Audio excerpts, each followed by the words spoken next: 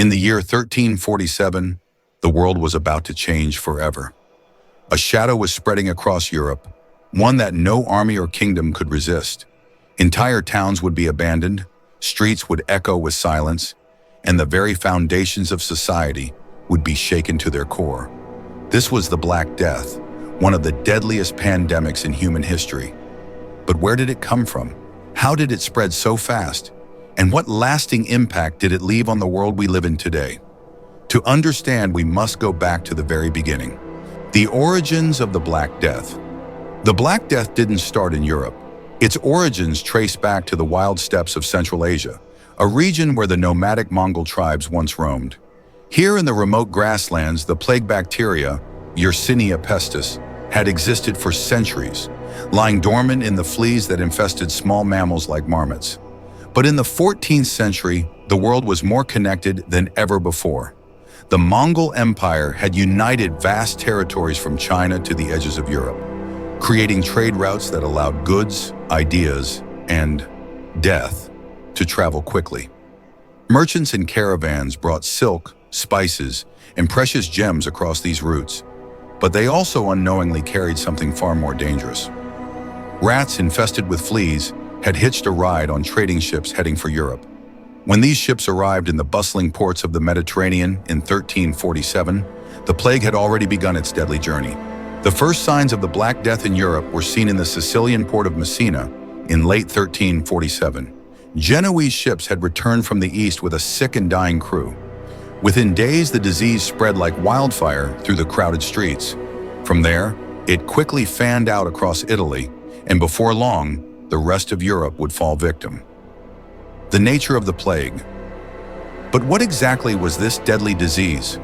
The Black Death was, in fact, caused by three forms of plague, the most common being bubonic plague.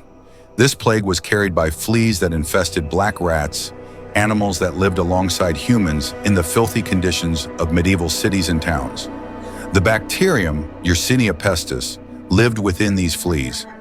When a flea bit an infected rat and later bit a human, the disease was transmitted. Once infected, victims would develop symptoms within a few days. First came fever and chills, followed by painful, swollen lymph nodes, called buboes, which could appear under the arms, in the groin, or around the neck. These buboes would darken and ooze, and soon the infected person would fall into delirium. Within 3 to 5 days, death often followed. But the bubonic plague was not the only killer. In some cases, the disease took on pneumonic or septicemic forms, both of which were even more deadly.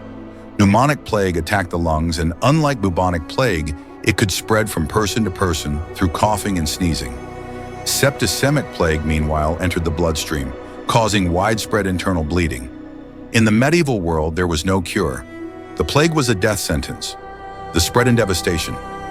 By 1348, the Black Death had spread far beyond Sicily. It ravaged Italy, swept into France, and reached the shores of England. From there, it spread like wildfire across Europe. No city, no town, no village was safe. As the disease advanced, it claimed lives indiscriminately, rich or poor, young or old. No one was spared. The scale of the devastation was unprecedented. In some regions, over half of the population perished. In England alone, nearly 50% of the population died. In places like Florence, Italy, 2/3 of the city's residents were wiped out within months. The streets became a graveyard. Entire villages disappeared overnight, their homes left abandoned, as there was no one left alive to bury the dead. Medieval chroniclers struggled to describe the horror they were witnessing. One writer from Siena, Italy wrote, "Father abandoned child, wife abandoned husband, one brother forsook another." Such terror was in the hearts of men that they fled from their own homes. The very bonds of society were breaking down. Panic, fear, and superstition. In the face of this incomprehensible disaster, people turned to anything they could for answers. With no knowledge of bacteria or medicine, they believed the plague was a punishment from God, a divine retribution for their sins. Groups of flagellants, who believed self-punishment would atone for the sins of humanity, wandered from town to town, whipping themselves in public displays of penance. Others turned to more extreme measures. In their desperation to stop the plague, some towns blamed outsiders, especially Jewish communities, accusing them of poisoning wells or spreading the disease intentionally.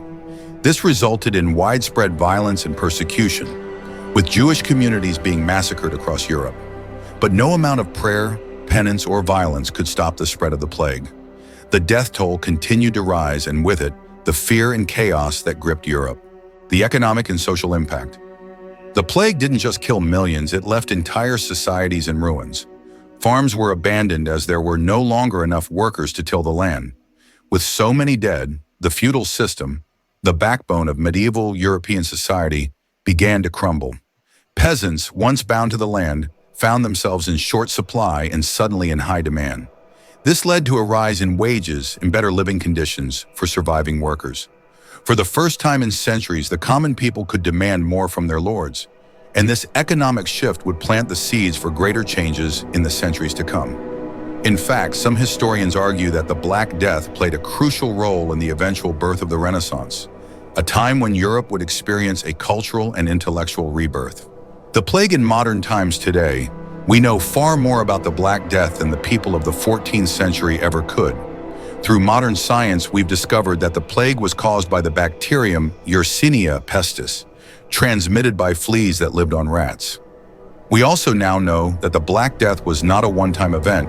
The disease resurfaced in waves for centuries, though none as deadly as the initial outbreak.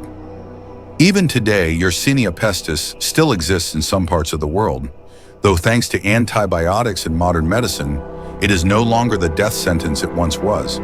In fact, the Black Death has helped us understand the nature of pandemics, including modern ones like COVID-19. While the world has changed in many ways since the 14th century, the way diseases spread and affect societies remains remarkably similar. Conclusion: the plague that changed the world.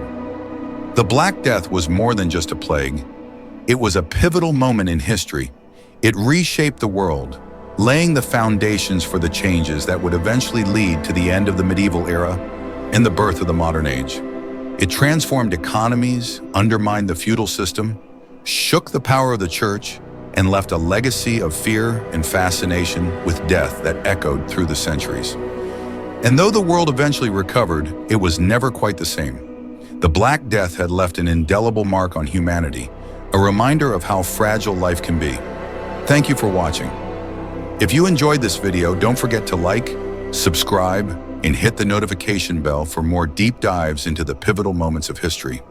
What event would you like us to cover next? Let us know in the comments below.